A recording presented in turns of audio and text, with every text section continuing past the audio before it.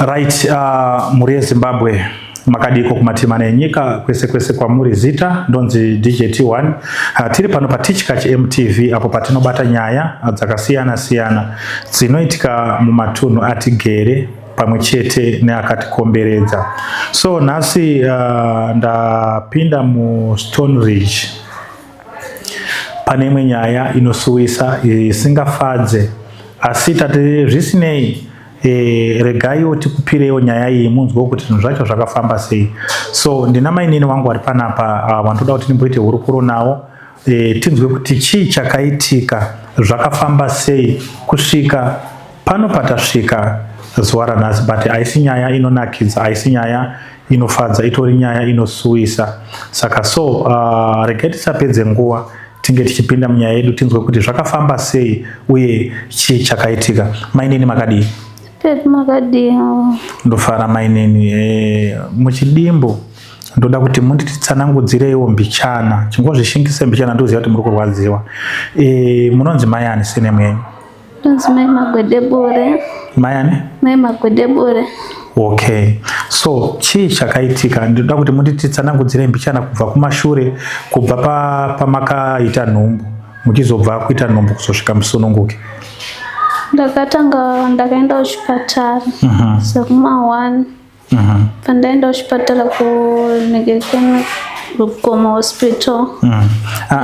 Musati maenda kuGoma Hospital muri kuno uku makaita nhumbu yenyengere munani, makaitanga kubata nhumbu munani? Ndakatanga kubata nhumbu munani but ndakamboita miscarriage. Okay. Ndaita miscarriage bose nhumbu yanga yari yechitu. Ingari yechitu nhumbu yangu yekutanga yakabva iri pa 3 months. Okay. Iri pa 3 months okudaro. Pandambomira kuita imwe nhumbu. Okay. Pandanzi chimboenda kwadhokta umbonotariswa zvakamira sei. Pakanzi nadhokta zviri right hapana chakaresveka. Okay. Panditarisa kudaro pandazobata futi imwe nhumbu mbori muna June. Pandambobata pandamboshinga kufamba payazobata yabata kudaro yatokura kusvika pa 9 months. Yasvika pa 9 months pandaenda kuchipatara patanga kurwadza. Mainyoresa kupi kuchipatara? Kwamainyoresa muchindotariswa muchidzoka? Ndainotariswa paTariro Hospital. Okay. Ndaenda paTariro Hospital vachitoti zvese zviri right. Pavanditi chienda kunotorwa scan. Pandaenda kuchitungwisa Hospital pamageneral. Ndaenda ipapo vatondita mwana kwakutamba zvakanaka, akagara zvakanaka. Okay. Hana kuresveka zvake. Vangokanyorapo ndaifanira kusungunuka muna 3 July. Okay. Ndasungunuka musi wa 3 July kudaro. Pazvazoscan inowedzerawo madays mberi. Pandazorwadziwa uri musi wa 4. Pandaswera ndichirwadziwa uri musi wechina manheru. Pandazosungunuka muna 5 kunze kwakuda kuedza. Okay. Pamakaenda muchirwadziwa makaenda kuchipatara kwamainyoresa? Ndakananga kuGoma. Makaenda kuGoma? Right, masvika kuGoma zvakafamba sei kuGoma ikoko? Goma ndakasvika ndichitora zorwadziwa zviri serious.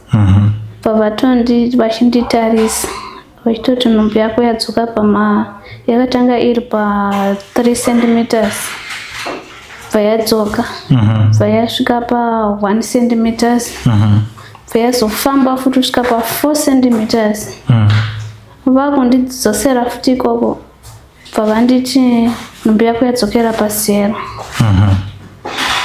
Pandadzokera munhingekeni matayatiri matairara muhora muromo number 27. Ndadzokera imomo bva vatanga kurwadza ndati mbuya ndokurwadziwa. Panditi chiya ndikureba. Pandatonorara ndisina kuita kana 30 minutes ndiri pambedha. Mwana ubva atobuda. Okay.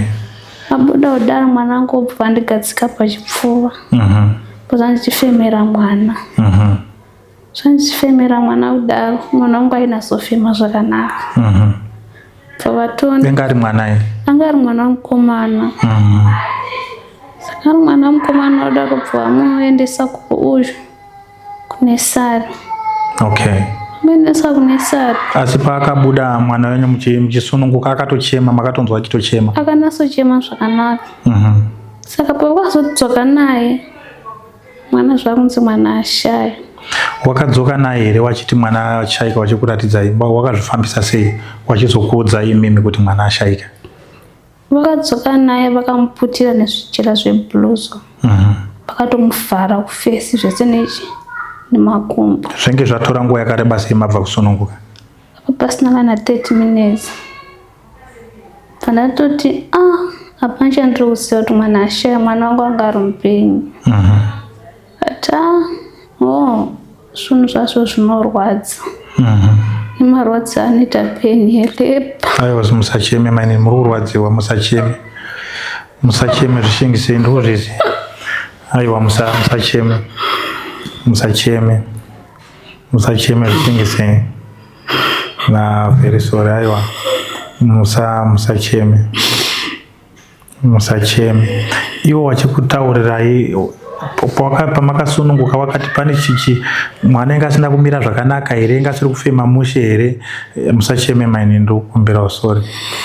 Musacheme. Ndoziva kuti muri kurwadziwa. Musacheme. Zvinoitika. Pandiri kuda kunzwisisa maine ndepekuti imimi madanzwa manzi mwana ashaika. Imimi nematambirira makazviita mwana wenyu makazviona sei? Mwana kwanga atori mupenyu, akabuda ari mupenyu. Pavatomudampura pavatomudampura chiuyu kuvhushe. Saka pakazova vachindudza kuti mwana afa. Ndaitofunga kuti mwana wangu nguva yese mupenyu.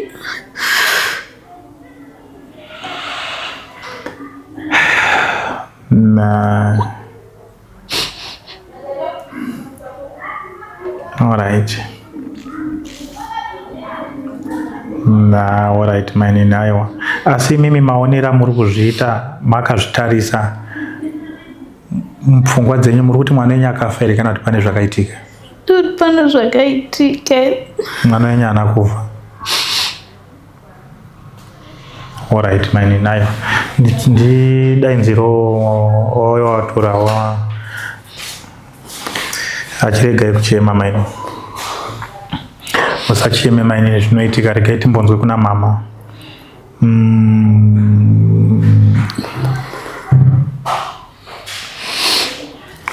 Chiregai kuchema.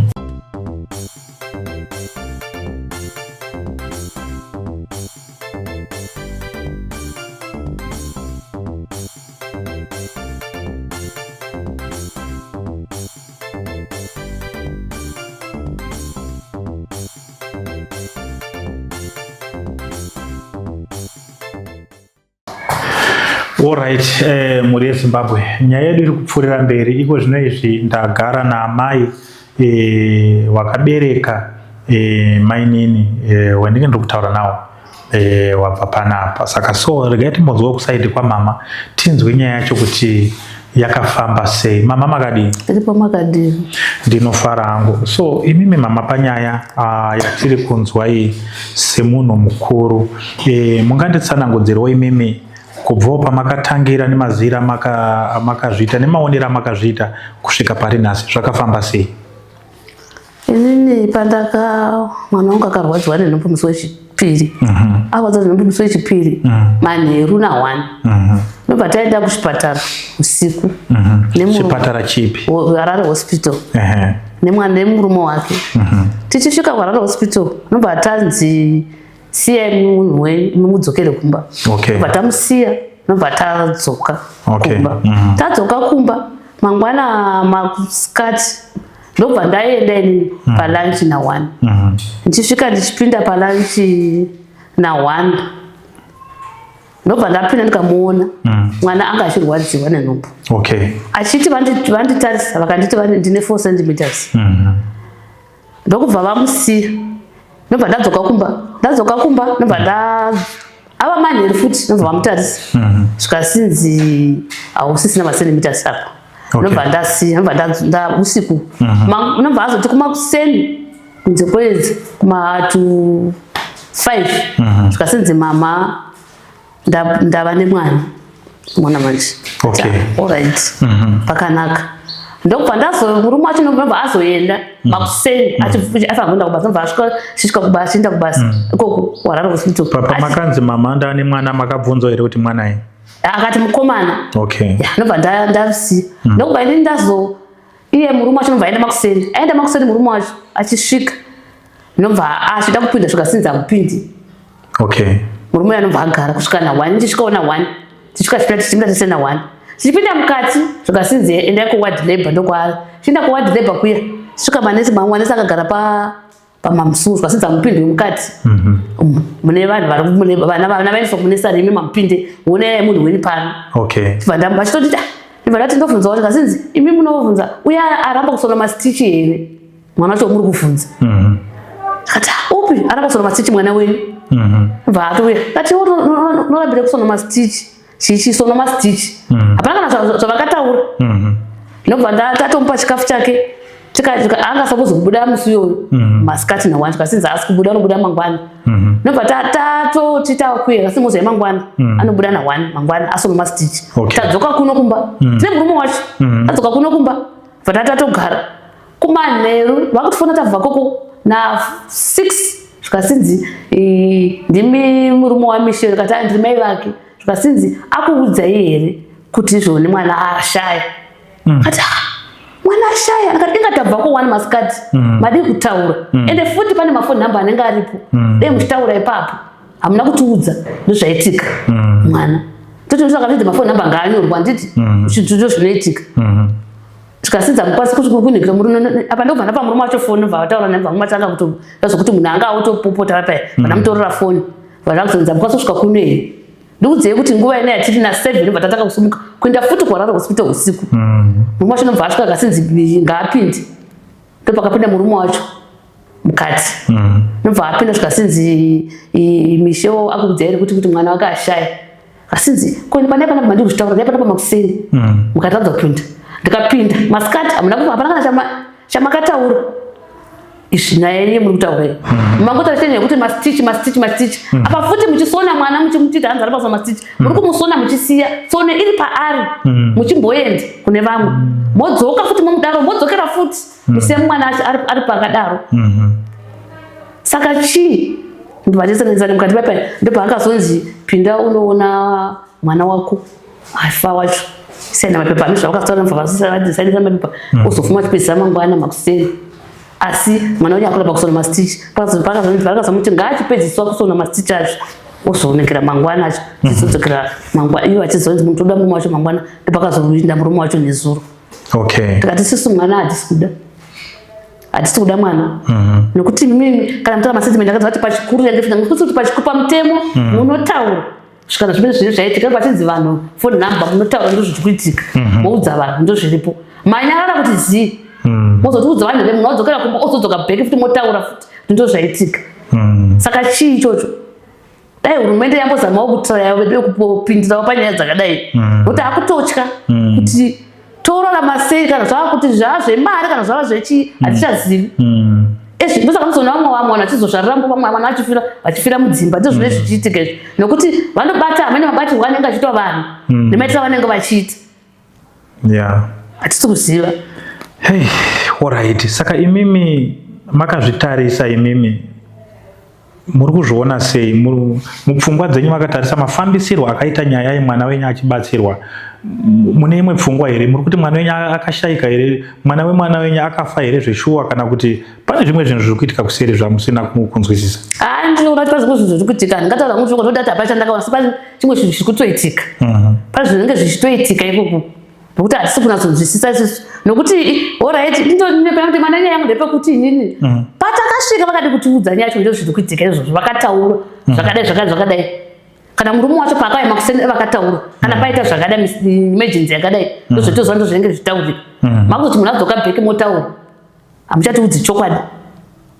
Saka hurumende ngaimbotirawo kupindirawo kuti zvinhu zvigadzirisike vanhu tibatsirikana mukurarama kwedu nokuti zvinorwadza kuti munhu woenda mubata pamwe kudai hamene panoshanda chii pano pakuda kushanda chinonzi chiichi chioko mwana tichazivi kuti chichava kuitika munyika asina mari haachararami ane mari ndiye anorarama hatichazivi ipapo. Alright.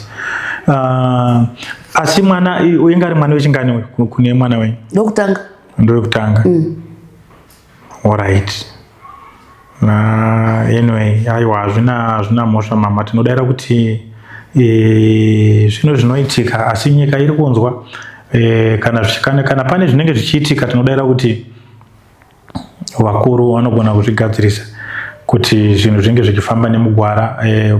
Vanhu vechidzimai ndichirangarira ini ndinofanika vanhu vakazvitakura zvakafanana kuti kana muchienda kana pabhengi kana paine munhu anenge atori nenhumbu ndiye anototanga kutotora vanhu vese vanozotevera kumashure kuratidza kuti vanhu vanenge vakazvitakura vanhu vanoremekedzwa straight.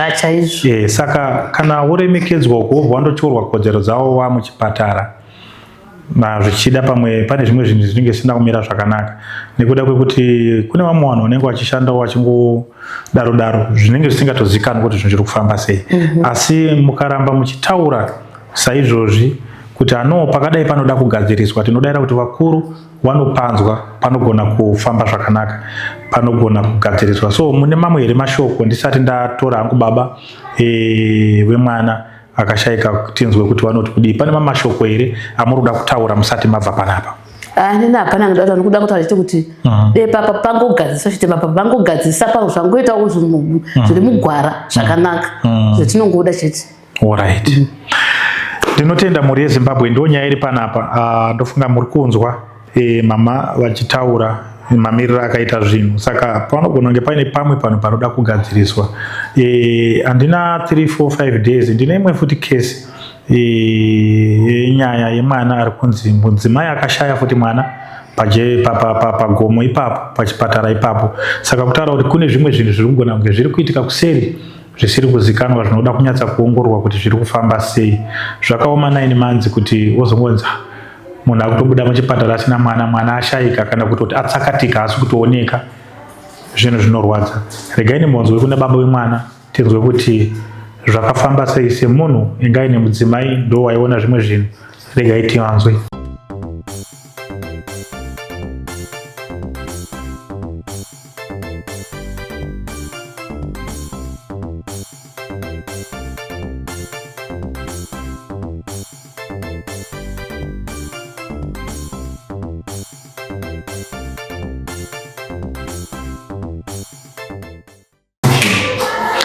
Right, muri yeZimbabwe. So ndagara na baba wemwana ari kunzi akashayika. Saka so regai timbonzwe kusaidi kwavo kuti saiwo ndo waimhanya wanga vari padhuze vachibatsira mudzimai wavo kusvika mudzimai wavo azoenda kuchipatara. Timbonzwe kuti zvakafamba sei. Baba makadini? Ndinofara hangu. Pari sei pamba? Pamba ndizvo. Hey, tiri kunzwa kuti pane zvimwe zvinhu zvisina kumira zvakanaka. Ichokwadi baba. Alright. So ndambotaura na mama, ndataura nemudzimai wenyu, ndikataura na mai. So imimi semunhu engaine mudzimai pamba, mungatitsanangudzirwa muchidimbo kubva mudzimai wenyu achibva kunokumba achizosvika kuchipatara achisvika pakusununguka, zvakafamba sei?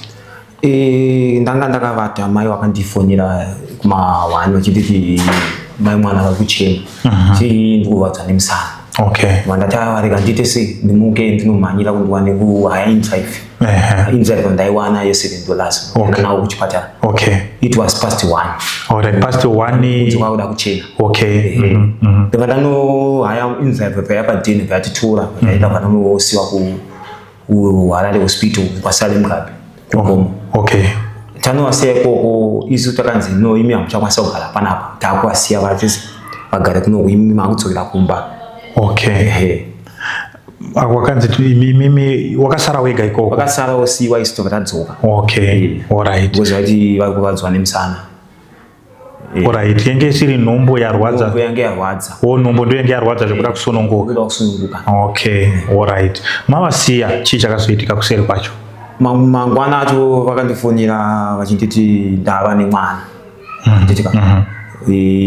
Vandatoti ndoti sei ndouya ikoko because vakandifonera kuseni ndichienda kubasa kuseni zvoma past 6. Okay. Ndosvika kubasa ndaudza foromani kuti no kune mwana ashawa nona mwana wangu ikoko kuchipatara komana ngandano asanda uya ndotase ndozokubata ndasvika chimomira tese kuenda kuchipatara ndozokupredza nemota yepabasa nokusiya kuchipatara. Okay. Then ndabva ndaenda kuchipatara ndasuwa nemota yakayabva yanditora vaenda neni kuchipatara. Ndandisiwa kuchipatara mota yadzokera vandanzi baba chingomira kupinda mukati bosa kwanisa kuona mwana bosi mwana ambuyisa kunesana. Okay. Munozoona mwana for a visit ya 1. Okay. Ndata no problem ndikandimirechi 1 yacho. Okay. 1 yacho ndasvika 1 yacho vakundudza ama stories kuti amai mwana vakuramba kusona ma stitch. Okay. Inini hana kuzvinzisa kuti kwaiti mwana madhama kuramba kusona ma stitch. Ndakabva ndabvunza kuti ko inini mwana ndoda kuona mwana akupi ndino mwana unesara zvamai manje ndikwanisa kuona mwana wenyu. Okay. Then batatonzano chienda takuti mai wakusara wapedza kusona ma stitch imi makudzokera kumba batadzokera kumba andimaona. Okay. Mwana muna kumuona mwana nakuratidzwa sababa bosi baba vanonzi mukasvika anytime baba mukasa kuona mwana wenyu but handina kuratidzwa mwana kuti mwana wangu mupenyu kana kuti akafa ndakana chandikaratidzwa but iwe inetsa chinditi mukadzi akuramba kusonwa ma stitch. Okay. Statement ndavantaura. Then ndazodzokera kumba zvokuma past 6 ndipo akazofona chitoti amai vanga kudzera kuti mwana ashayika. Okay, makatofonerwa nemanesi ko. Nemanesi koko. But instead vaifana kundudza kuseni kuti ndozvaitika pamakaenda iko. Okay. Bosi vaindinetsa nokuti sei vakaramudza mundu kuti ndione mwana wangu ndo vaifana vakandudza ndaifana kuti vaona mwana mupenyu vanti akafa but vakuzondudza kumanheru nguva dzapera kuti mwana aita ashayika. Ndopandazotokira mota naamai natete nchiti ande koko tinoona dzacho kuti zvifamba sei. Chinopinda mukati ndakanoona madhamu ariko achidza kuramba kusona ma stitch. Baba mudi wako office kuma sisters incharge wacho wakuru wacho ma offices tikutsanangure nyaya mafambira yaita. Okay. Ndakadzwa mafomu emapepa unzi mwana wenyu anzi ashayikwa. Anjira. Ndakapinda mukati ndakatanga kubvunza namubvunzo kuti imimi how mundita kuti mwana ashayikwa ko kuseni pandauya amangudza kuti mwana ashayikwa makuzondudza late ona kwadzapera kudai zvofamba sei.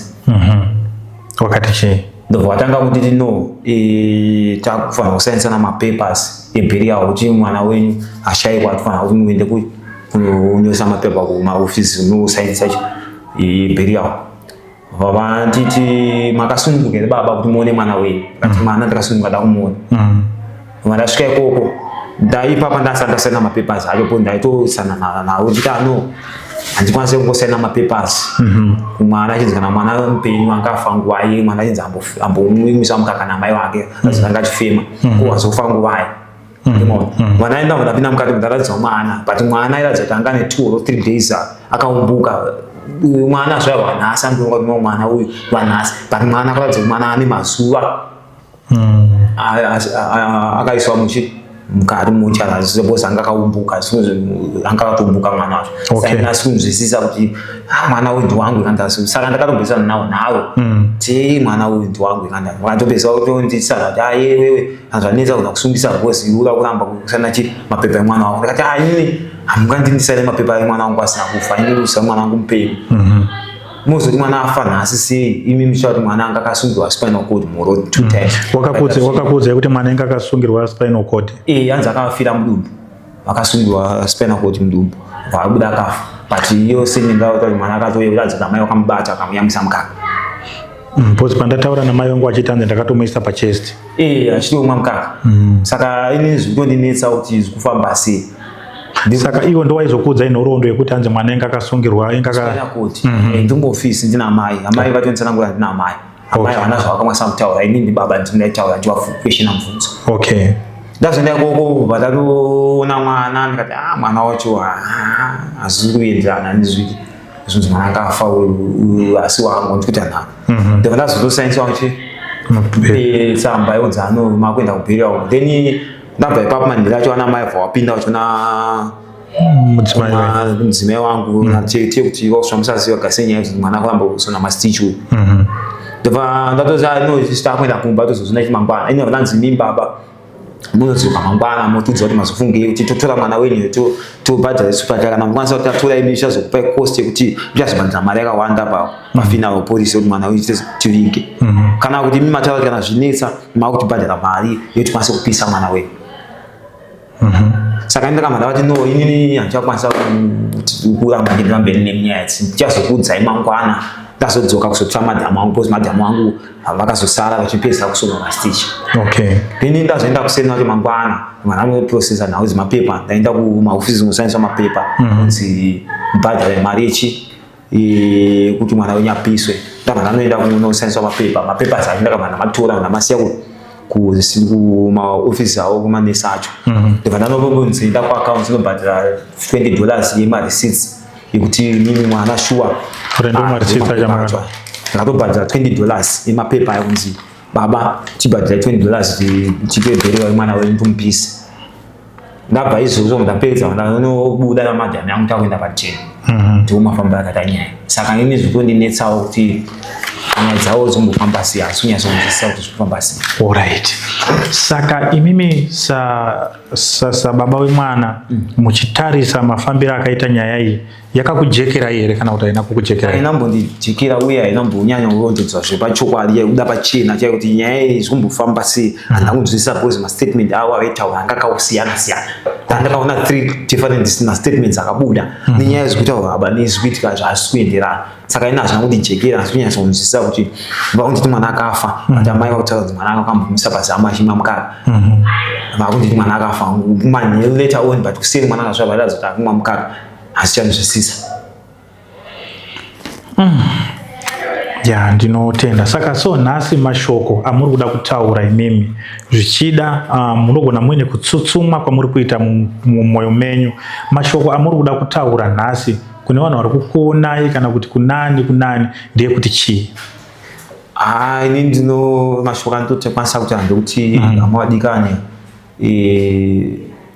ndakarwadziwa hangu nezvakaitika asi ndio pana kuti pana nyaya dzakakangaswa zvezvi dzinofana kuti dzigadziriswe kuti zive kuti nyaya yakafambiswa sei asi unzwisisa vanofana kuti kugadzirisa kuti jekesere nyaya yangu kuti kwanise kuti mwana wangu kana achiwanikwa anotsvaga kuwanikwa because inini kunzi mwana wenyu akafa ati inini ndikuziva mwana wangu mupenyu. Alright. Saka imimi mupfungwa dzenyu muri kuti pane chikiribidi chakaitika mwana wenyu haana kufa? Ndo maonero angu andina ndozvo because inini zvakaitika mai vachiti vanhu vayamwisa mwana mupenyu nezvandakutoudza kuti mwana ashayikwa asi kuenderana because dai mwana achinzi afa ivo vaiti mwana akafa kuseni ati vakuzomufunda manheru kuti manga maudza kuti mwana ashaya but ivo mai vakayamwisa mwana wavo kuseni. Okay. Ndo nguva yavanhu vakandiudza kuti mwana ashayikwa sababa but ndakuzoudza kunguva dzakapera saka ina asi kunzwisisa kuti zvaitwa siba. Alright. Aiwa tinotenda tinodayira kuti mhuri yeZimbabwe vari kutinzwa kana paino vakuru vanogona kunge vachinzwawo nyaya dzakadai tinodayira kuti munogona kubatsirika. So pane vanoda kukubatsirai panyaya iyi munogona kusiya phone number here? Munogona kusiya phone number dzenyu? Phone number ndosiya. Dzinoti chii? Dzinoti idzo 0773 516 362 kana kuti dzenetwani dzinoti idzo 071 577 1682 ndipo pavanondibata ipapo. Dzira available ndo namba dzangu idzodzo. Alright. Aiwa ndinotenda koma so thank you very much nekuita hurukuro nesu asi tine urombo nekusangana nedambudziko rakadai. Chandaitokumbira kwamuri ndechekuti mobatsirwa kunyaradza mainini wasanyanya kufunga zvakawanda apa vari kurwadziwa futi vasati wapora. Saka munongovadzoredzerawo.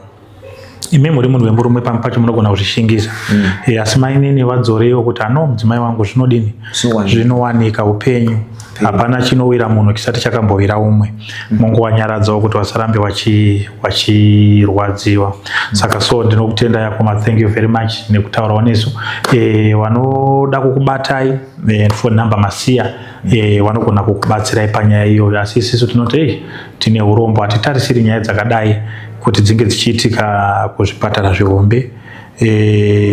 Kana pachinge pane zvimwe zvinhu zviri kuitika zvinofanira kuti zvidini zvigadzirisike. Uye zvondinetsa zvondirwadza chinhu hwani chekuti iyo vanoti mwana wangu akashaikwa but yeto right scan yekubudza zvese kuti mwana akagara zvimudumbu wanga akagara mudumbu zvakanaka anga asina problem dai zvino mwana anga ane problem mudumbu scan yaita kuti mwana spinal cord yakamona mwana mudumbu so mwana aikwanisa kuita operation but nescan nezvitaurwa izvi hazikuona zvichienderana saka ndio panhu pakundirwadza kuti scan ndinadzo ndakaita dzese kuchienda hospital chitumbiza nekugomwe koko kuna Salim Gaba ndakaita ese scan kabisa mari but scan zibudza kuti mwana akabuda zvakanaka saka ndio panhu pakundirwadza kuti mascan yakataura kuti mwana akanaka akagara zvakanaka zvakuzobudhepi zvokuti mwana akashaika mudumbu.